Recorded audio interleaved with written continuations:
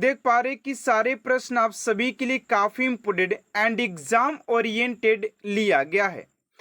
तो पहले प्रश्न की ओर बात करते हैं। पहला प्रश्न कह रहा है कि संविधान की छठी अनुसूची में किस राज्य में लागू नहीं हुआ है। संविधान की छठी अनुसूची इनमें से किस राज्य में लागू नहीं होती है।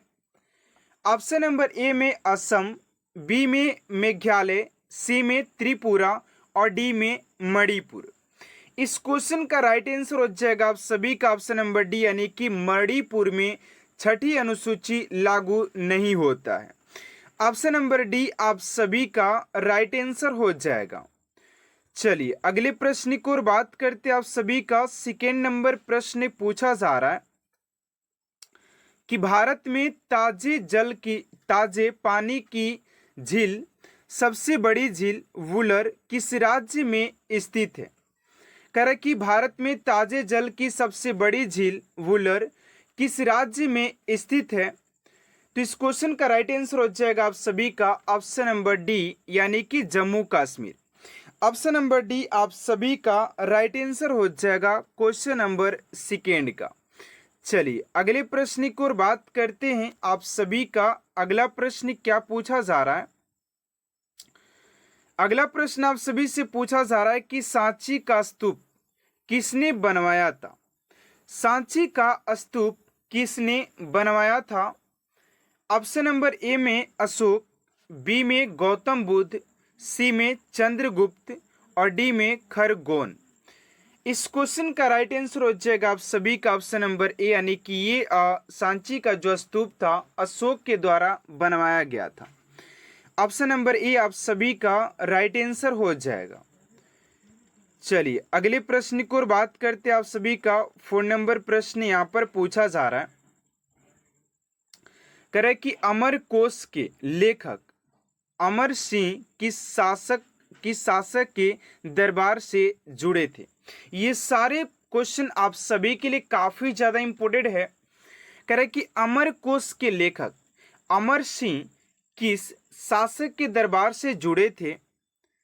तो राइट आंसर हो जाएगा आप सभी का ऑप्शन नंबर डी, यानी कि चंद्रगुप्त द्वितीय। चंद्रगुप्त द्वितीय ऑप्शन नंबर डी आप सभी का राइट आंसर हो जाएगा।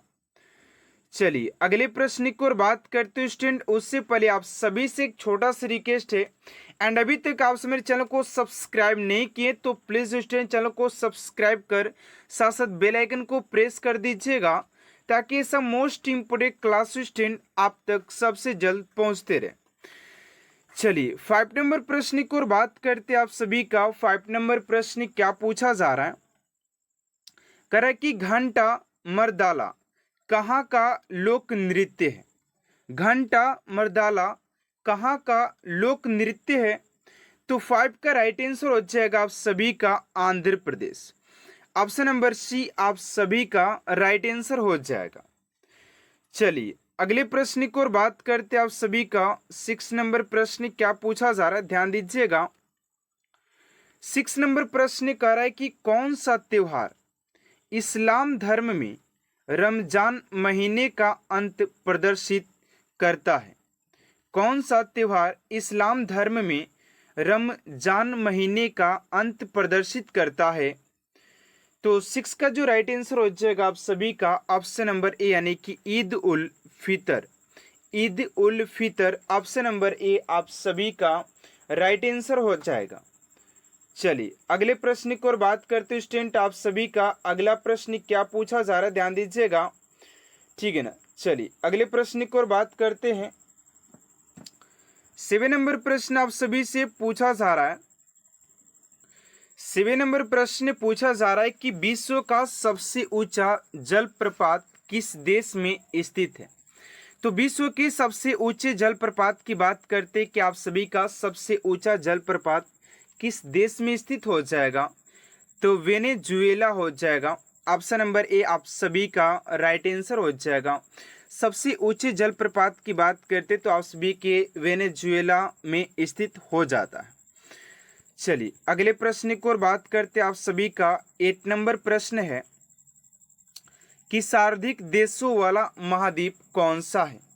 सर्वाधिक देशों वाला महाद्वीप कौन सा है?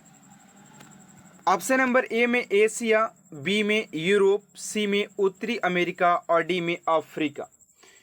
तो 8 का राइट आंसर हो जाएगा आप सभी का अफ्रीका हो जाएगा, जो कि सबसे सर्वाधिक देशों वाला महाद्वीप है। लेकिन सबसे बड़े अगर महाद्वीप की बात करते तो एशिया हो जाएगा, ठीक है ना। चलिए अगले प्रश्न की ओर बात करते हैं। आप सभी का 9 नंबर प्रश्न पूछा जा रहा है कि करीबा बांध निम्नलिखित में से किस नदी पर स्थित है? करीबा बांध निम्नलिखित में से किस नदी पर स्थित है? करे कि करीबा बांध निम्नलिखित में से किस नदी पर स्थित है? तो 9 का राइट आंसर हो जाएगा आप सभी का जेम्बेजी हो जाएगा। ऑप्शन नंबर ए आप सभी का राइट आंसर हो जाएगा। चलिए अगले प्रश्न की ओर बात करते हैं स्टूडेंट। आप सभी का अगला प्रश्न क्या पूछा जा रहा है, ध्यान दीजिएगा। अगला प्रश्न आप सभी से पूछा जा रहा है कि वह कौन सा ब्रिटिश सेनापति था जिसकी 1857 के विद्रोह को दबाने में महत्वपूर्ण भूमिका रही है? वह कौन सा ब्रिटिश सेनापति था जिसकी 1857 के विद्रोह को दबाने में महत्वपूर्ण भूमिका रही है? तो 10 का राइट आंसर हो जाएगा आप सभी का ऑप्शन नंबर सी, यानी कि कैंप बेल हो जाएगा। ऑप्शन नंबर सी आप सभी का राइट आंसर हो जाएगा। चलिए अगले प्रश्न की ओर बात करते हैं। आप सभी का 11 नंबर प्रश्न क्या पूछा जा रहा है? करें कि 1857 की क्रांति का चिन्ह क्या निश्चित किया गया था? 1857 की क्रांति का चिन्ह क्या निश्चित किया गया था? 11 का हो जाएगा आप सभी का कमल एवं चपाती आप सभी का राइट आंसर हो जाएगा। चलिए नेक्स्ट प्रश्न की ओर बात करते हैं। आप सभी का नेक्स्ट क्वेश्चन क्या दिया हुआ है? कह रहे कि निम्नलिखित में से कौन शासक दास या गुलाम वंश से संबंधित है? शासक दास या गुलाम वंश से संबंधित है। तो 12 का राइट आंसर हो जाएगा आप सभी का ए, यानी कि इल्तुतमिश। ऑप्शन नंबर ए आप सभी का राइट आंसर हो जाएगा। चलिए अगले प्रश्न की ओर बात करते हैं। आप सभी का अगला प्रश्न है कि महमूद गजनवी ने भारत पर पहली बार आक्रमण किया था, यानी कि महमूद गजनवी ने भारत पर कितनी बार आक्रमण किया था? तो 13 का राइट आंसर हो जाएगा आप सभी का ऑप्शन नंबर सी, यानी कि 17 बार आक्रमण किया था भारत पर महमूद गजनवी ने, ठीक है ना। ऑप्शन नंबर सी आप सभी का राइट आंसर हो जाएगा।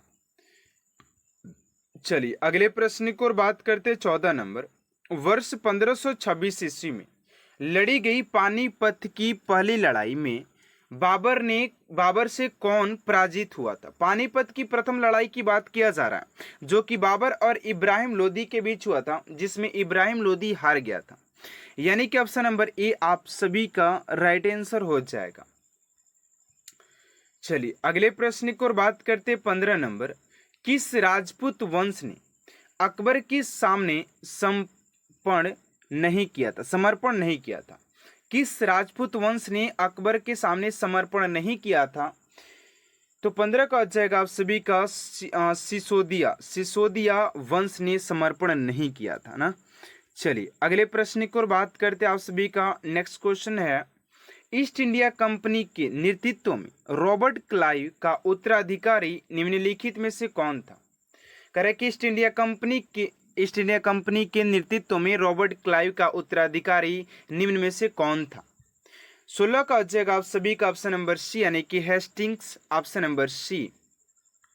चलिए नेक्स्ट प्रश्न की ओर बात करते हैं। आप सभी का 17 नंबर क्वेश्चन पूछा जा रहा है कि किसे भारत में पुर्तगाली साम्राज्य का वास्तविक संस्थापक कहा जाता है? तो 17 का राइट आंसर हो जाएगा आप सभी का ऑप्शन नंबर बी आप सभी का राइट आंसर हो जाएगा, Alfonso de Albuquerque. Option number B आप सभी का राइट आंसर हो जाएगा। अगले प्रश्न की ओर बात करते हैं। आप सभी का 18 नंबर प्रश्न पूछा जा रहा है कि भारत पर प्रथम तुर्क आक्रमण करने वाला कौन था? भारत पर प्रथम तुर्क आक्रमण। भैया ऐसे बहुत सारे राजाएं हैं जो कि भारत पर अभी महमूद गजनी 17 बार आक्रमण किया, बाबर 5 बार आक्रमण किया था। अब भारत पर प्रथम तुर्क आक्रमण करने वाला कौन था? क्योंकि भारत जो था सोने की चिड़िया के नाम से जाने जाती थी यार। आज भले ही कुछ भी है, राइट आंसर हो जाएगा आप सभी का महमूद गजनी हो जाएगा, ऑप्शन नंबर ए। ठीक है ना। चलिए अगले प्रश्न की ओर बात करते हैं। आप सभी का 19 नंबर प्रश्न पूछा जा रहा है कि भारत में गुलाम वंश का संस्थापक कौन था? भारत में गुलाम वंश का संस्थापक कौन था? 19 का हो जाएगा आप सभी का ऑप्शन नंबर ए, यानी कि Qutubuddin Aibak. Qutubuddin Aibak option number A आप सभी का राइट आंसर हो जाएगा। चलिए अगले प्रश्न की ओर बात करते स्टूडेंट। आप सभी का अगला प्रश्न पूछा जा रहा है 20 नंबर, करे कि कुतुब मीनार के कार्य को किसने पूरा किया था? कुतुब मीनार के कार्य को किसने पूरा किया था? तो इल्तुतमिश हो जाएगा, इल्तुतमिश ऑप्शन नंबर सी। चलिए अगले प्रश्न की ओर बात करते 21 नंबर प्रश्न है कि BR अम्बेडकर का संविधान सभा में निर्वाचन हुआ था, कहाँ से हुआ था? 21 का हो जाएगा आप सभी का ऑप्शन नंबर, यानी कि पश्चिम बंगाल से हुआ था। ऑप्शन नंबर ए आप सभी का राइट आंसर हो जाएगा पश्चिम बंगाल, पश्चिम बंगाल।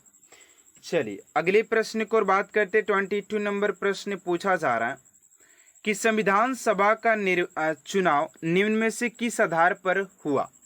संविधान सभा का चुनाव निम्नलिखित में से किस आधार पर हुआ? तो 22 का हो जाएगा आप सभी का ऑप्शन नंबर डी, यानी कि वर्गीय मताधिकार, वर्गीय मताधिकार ऑप्शन नंबर डी। अगला प्रश्न पूछा जा रहा है कि किस अनुच्छेद में यह प्रावधान किया गया है कि संघ की राजभाषा हिंदी तथा लिपि देवनागरी होगी? 23 का हो जाएगा आप सभी का बी, यानी कि अनुच्छेद 343 ऑप्शन नंबर बी आप सभी का राइट आंसर हो जाएगा। चलिए अगले प्रश्न की ओर बात करते 24 नंबर की संविधान के किस अनुच्छेद के अंतर्गत हिंदी को राजभाषा का दर्जा प्रदान किया गया है? 24 का हो जाएगा आप सभी का ए, यानी कि अनुच्छेद 343 ए में 1 में। ठीक है ना। चलिए अगले प्रश्न की ओर बात करते हैं। आप सभी का 25 नंबर है कि भारत के राष्ट्रपति की तुलना निम्नलिखित में से किस से करना सर्वाधिक उचित है? किसके राष्ट्रपति से? तो 25 का हो जाएगा सी, यानी कि ब्रिटेन के सम्राट से, ऑप्शन नंबर सी। तो जैसा कि स्टूडेंट आप लोग देख पा रहे कि सारे प्रश्न आप सभी के लिए काफ़ी इंपॉर्टेंट एंड एग्जाम ओरिएंटेड लिया गया है।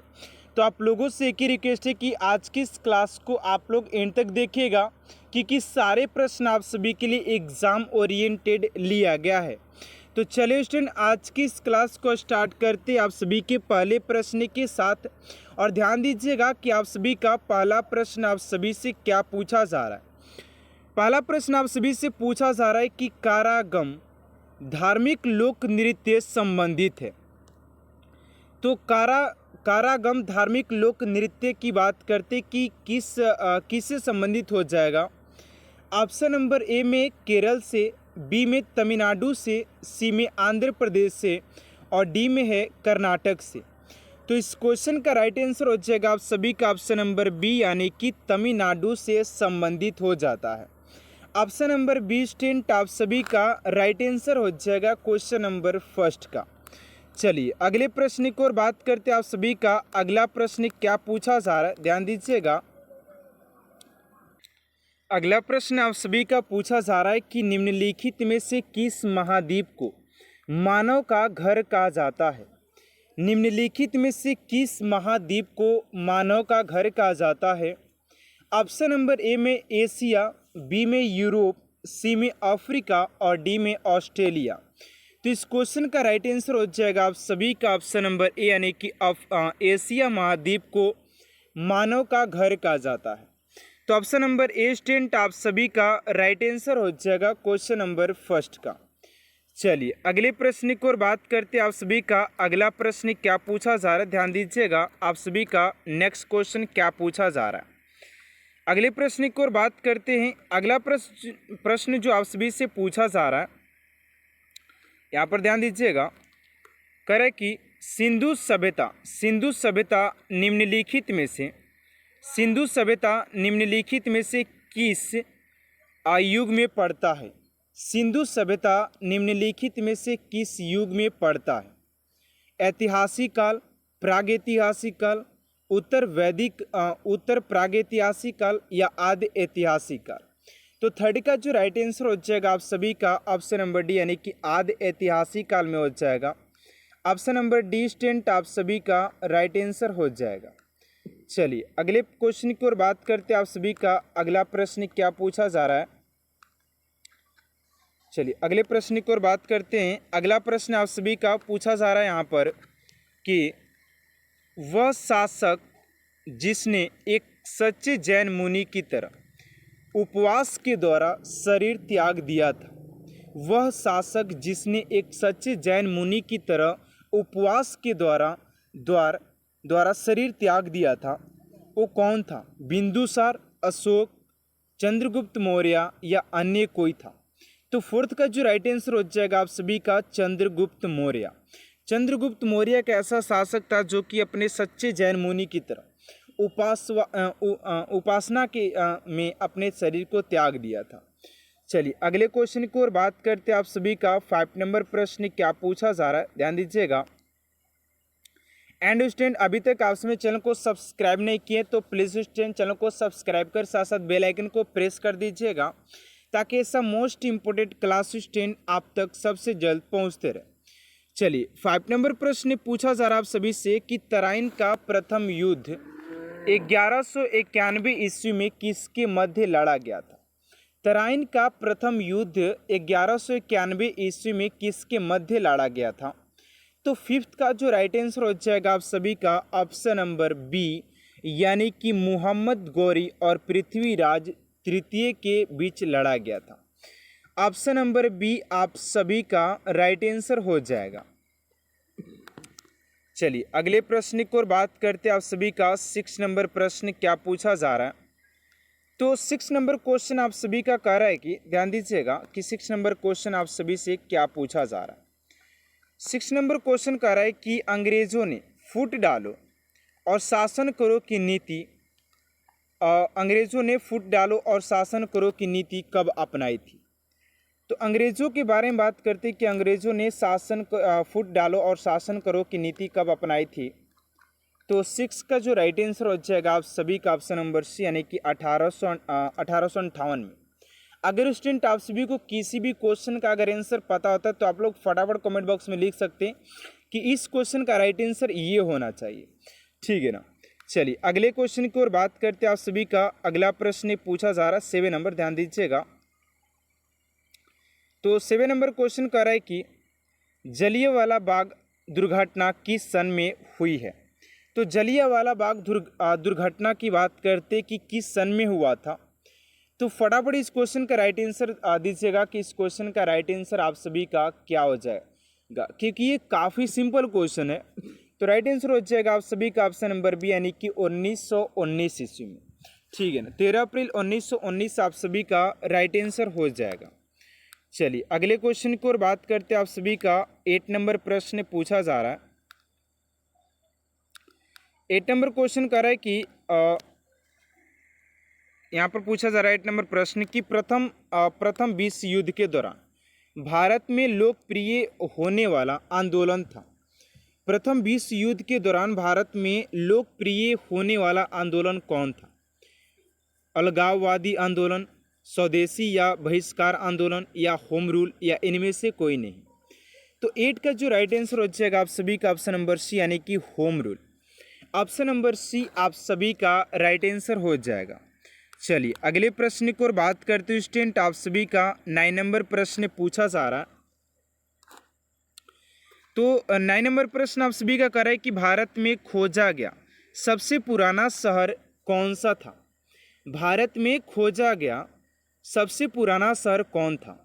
सिंध, हड़प्पा, मोहनजोदड़ो या पंजाब? तो 9 का राइट आंसर हो जाएगा आप सभी का ऑप्शन नंबर बी, यानी कि जो हड़प्पा सभ्यता था जो कि सिंधु नदी के तट पर मिला था, तो ऑप्शन नंबर बी आप सभी का राइट आंसर हो जाएगा। अगर हड़प्पा सभ्यता की बात करते हैं,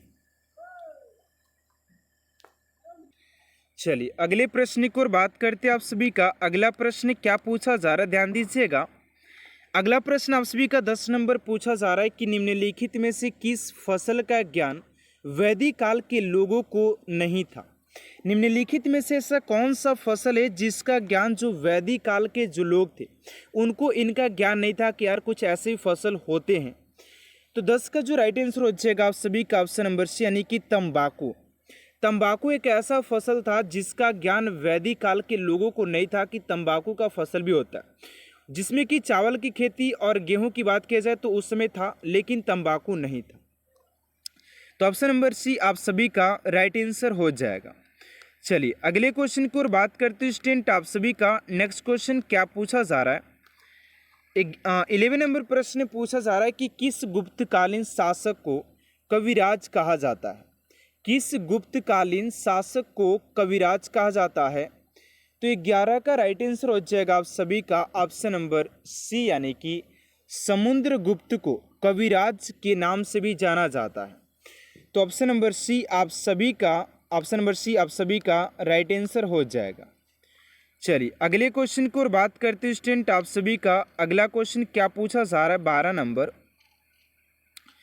12 नंबर प्रश्न पूछा जा रहा है कि मुजरिस किस राज्य का प्रमुख बंदरगाह था। मुजरिस किस राज्य का प्रमुख बंदरगाह था। चेर का या कदम्ब का या चोल का या इनमें से कोई नहीं।